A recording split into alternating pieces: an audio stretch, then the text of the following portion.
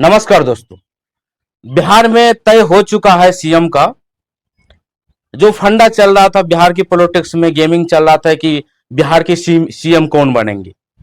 आखिरकार नीतीश कुमार ने नाम तय कर दिए और पूरे तरह से तय कर दिए कि बिहार का अगला जो बॉस है वो सम्राट चौधरी ही बनने वाला है। ये क्लियर हो चुका है, बिल्कुल फैक्ट क्लियर हो चुका है कि सम्राट चौधरी अब जो है बिहार का अगला बॉस है। नीतीश कुमार जिस प्रकार की राजनीति खेलते हैं, बहुत ही लॉजिकली उसकी राजनीतिक है। नीतीश कुमार की राजनीतिक यूं छोटी मोटी राजनीतिक नहीं है, उसको परखने के लिए बड़े बड़े दिग्गजों को झुकना पड़ता है। अमित शाह एक उदाहरण है। जब नीतीश कुमार अपना राज्यसभा जाने के लिए नामांकन की उसकी डेट तय हो चुकी थी, तो अमित शाह भागे भागे दौड़ करके दिल्ली से पटना पहुंचे और नीतीश कुमार के राज्यसभा नामांकन में पार्टिसिपेट किए। ये बहुत बड़ा बिहार का पॉलिटिक्स में बड़ा फंडा है। नीतीश कुमार छोटे मोटे नेता नहीं है, बहुत बड़ी नेता है। वो दूरगामी सोच रखते हैं, दूरगामी सोच और दूरगामी दृष्टि रखते हैं।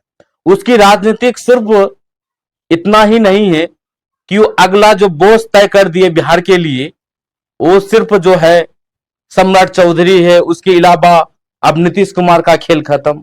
इसमें भी बहुत बड़ा लॉजिकल है, बहुत बड़ा राजनीतिक का फंडा है दोस्तों।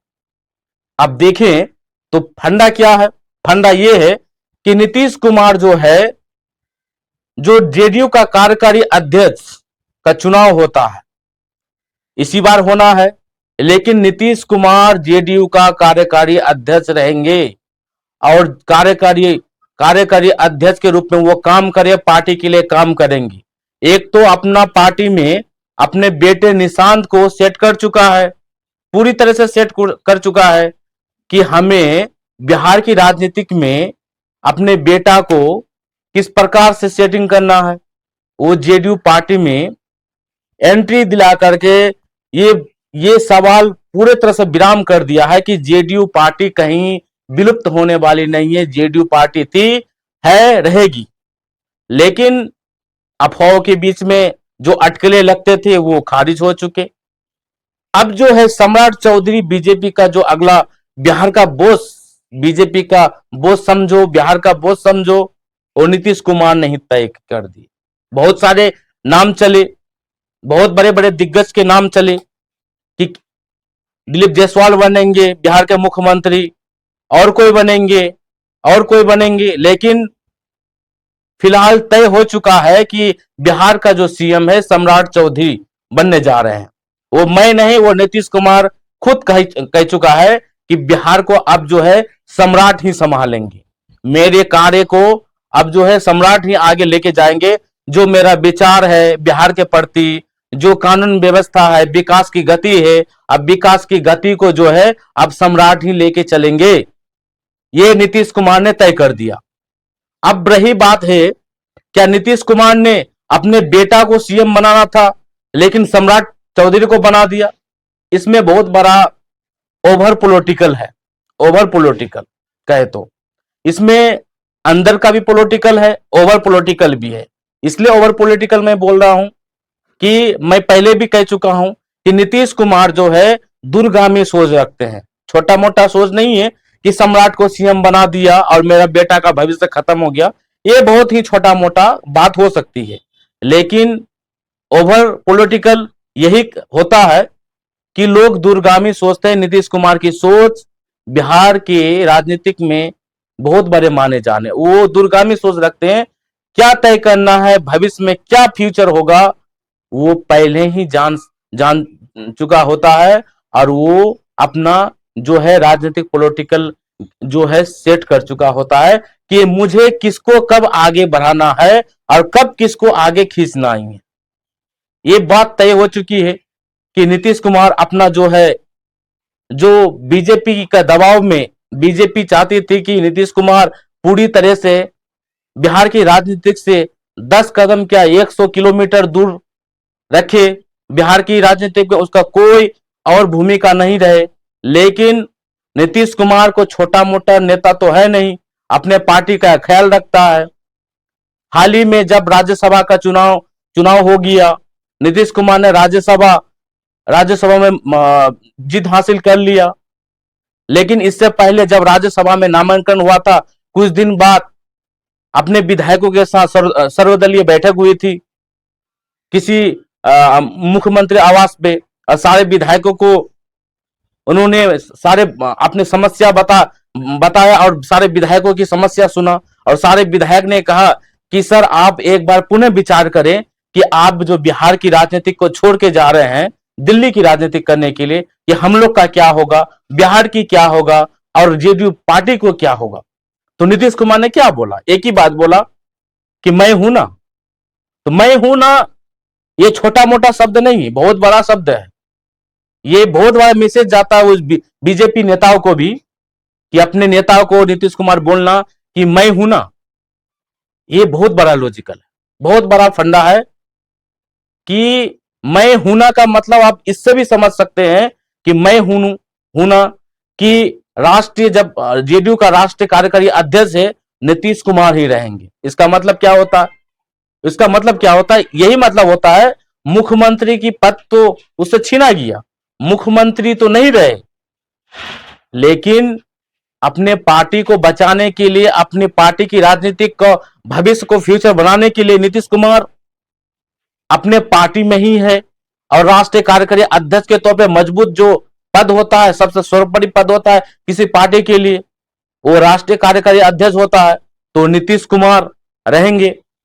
तो फिर बात वही आ जाती है कि मुख्यमंत्री चाहे नीतीश कुमार रहे या सम्राट चौधरी रहे, उनकी आइडियोलॉजी पे ही चलना पड़ेगा सम्राट चौधरी को। बिहार की पॉलिटिक्स में कुछ अलग फंडा नहीं होगा कि बीजेपी चाहती है कि जाति धर्म जात पात करके राजनीतिक करे। लेकिन नीतीश कुमार की जो थिंकिंग है, वो अपना जो आइडियोलॉजी से बिहार की पॉलिटिक्स में जो भूमिका निभाया है और जो पहचान अपने छवि है उनका नीतीश कुमार की, ये काबिल तारीफ है। ये सब कोई जानता है कि आज नीतीश कुमार किस प्रकार से उनकी छवि है और उनकी क्या मजबूत स्थिति नेताओं में से माना जाता है। तो यही चीज है। आप इंडिया गठबंधन को ले लो, जिसको मोदी अमित शाह कहते हैं I.in.D.I.A. तो इस प्रकार के गठबंधन है। तो गठबंधन में जब नीतीश कुमार की, जब बीजेपी जेडीयू गठबंधन की सरकार नहीं थी, तो उस समय नीतीश कुमार आरजेडी और जेडीयू का सरकार में वो भूमिका निभा रहे थे। तो इंडिया गठबंधन में वो जब जाने की इच्छा जताई, तो गठबंधन, उस समय लोकसभा का चुनाव हो रहा था, 2024 में होनी थी, लेकिन 2024 से पहले वो बीजेपी छोड़ आरजेडी में शामिल हो गए थे। और आरजेडी के दम पे जेडीयू और आरजेडी दोनों मिलकर के सरकार बने और मुख्यमंत्री नीतीश कुमार ही रहे। उसके बाद जो पिक्चर और खिचड़ी पकी वो सब ने देखा, किस प्रकार से पार्टी की मीटिंग्स हुई इंडिया गठबंधन में प्रधानमंत्री के पद को लेकर के। प्रधानमंत्री का दावेदारी नीतीश कुमार को बनाना था, लेकिन बहुत सारे पार्टी का खींचतान के चलते नीतीश कुमार को भी लगता था कि अब जो है मैं प्राइम मिनिस्टर बनूंगा, मुझे दावेदारी का हकदार मैं हूं। लेकिन सारा जो है हथकंडा नीतीश कुमार की जो थिंकिंग थी वो विफल रही। उन्हें प्रधानमंत्री का चेहरा नहीं बनाया गया, ना कि पार्टी के जो इंडिया गठबंधन के नेताओं का, सारे पार्टियों का संयोजक नहीं बनाया गया। तो फिलहाल नीतीश कुमार ये सोच बैठे कि हम जो है जिस जगह में थे बीजेपी के साथ, वहीं पे हम सेफ थे। इस कारण से नीतीश कुमार ने इंडिया गठबंधन छोड़ करके फिर से बीजेपी के साथ अपने तालमेल बैठा करके सरकार बना ली और सेफ जोन में रह गया। उसे नीतीश कुमार को ये उसे लगा होगा। अब जो है नीतीश कुमार, जब 2025 में विधानसभा इलेक्शन हुई, 202 सीट के साथ बीजेपी एनडीए की गठबंधन की सरकार बनी। अब इस गठबंधन में बहुत बड़ी सीट मिली जेडीयू को, उम्मीद से भी ज्यादा मिल गई, बीजेपी को उम्मीद से भी ज्यादा मिल गई, एलजेपी को भी उम्मीद से ज्यादा मिल गई। हमको भी उम्मीद से ज्यादा मिल गई। इतनी बड़ी संख्या में सीट मिलना वाकई ऐतिहासिक जीत रहा। 202 सीट लाना, जबकि विधानसभा की कुल अगर सीट देखे तो 243 है।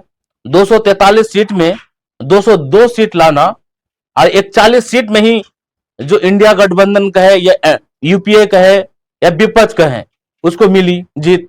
अब इसमें 5 सीट ऐसे हैं जो AIMIM असदुद्दीन ओवैसी की पार्टी लेके चले गई।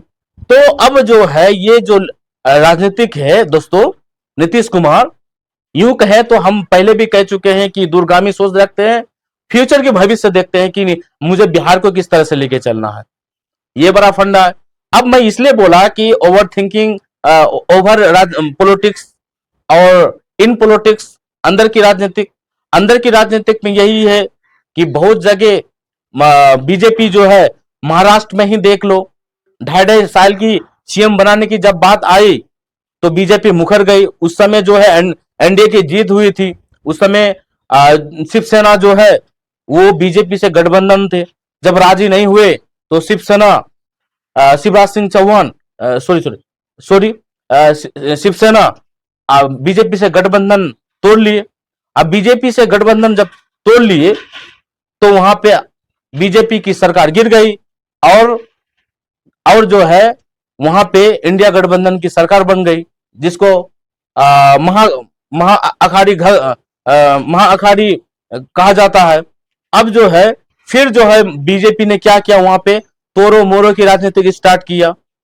शिवसेना को 2 टुकड़ों में बांट दिया। एकनाथ शिंदे कुछ विधायकों लेकर के बीजेपी के पास चले गए और एनसीपी के जो चीफ है शरद पवार की पार्टी, उनके जो बेटा अभी स्वर्गीय अजित पवार साहब कुछ पार्टी एनसीपी के कुछ नेताओं को, विधायकों को लेकर के एकनाथ शिंदे और अजित पवार मिलकर के रातों रात सरकार बना ली। ये सब ने देखा कि किस तरह से महाराष्ट्र में राजनीति का ड्रामा चला और अभी फिलहाल बीजेपी की सरकार है। तो यही बात है कि वहां पे 2 तरह का खेमा बांट करके बीजेपी ने वहां पे सरकार बना ली। उसी तरह से बिहार में भी वो पॉलिटिक्स चल रही है। जैसे कि मानो कि जेडीयू के बड़े बड़े नेता ललन सिंह हो, विजय चौधरी हो, अशोक चौधरी हो, ये सारे नेता को देखे तो अब ये नेता जो है जेडीयू से ज्यादा, नीतीश कुमार से ज्यादा बीजेपी से बहुत करीबी है। उठना बैठना मोदी के साथ, अमित शाह के साथ, ये बड़ा राजनीतिक का उलटफेर दिखता है, संकेत दिखता है कि जेडीयू की पार्टी का हाईजैक हो चुका है। तो क्या जरूरत पड़ती नीतीश कुमार को अपना बेटा को उतारने के लिए, क्योंकि नीतीश कुमार की विचारधारा कर्पूरी ठाकुर जैसा है। वो कर्पूरी ठाकुर के जैसा विचारधारा मानने वाले से लोग है। वो नहीं चाहते थे कि नीतीश कुमार जो है अपने बेटा को राजनीतिक में उतारे, बिल्कुल नहीं चाहते थे, लेकिन उसको मजबूर किया गया।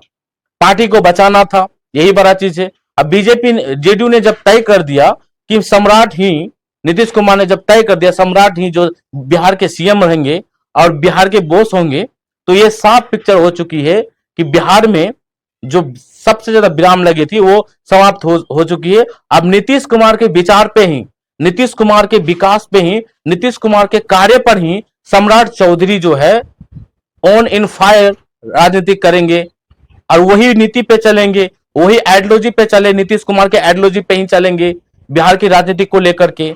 अब ये कोई संदेह नहीं रहा, कोई बड़ी मैसेज नहीं आ गया। अटकलें, सुर्खियां बहुत सारे देखते रहे कि ये बन रहे हैं, लेकिन अब फिलहाल तय हो चुके हैं कि सम्राट चौधरी बिहार के अगले मुख्यमंत्री है और भविष्य के ही है।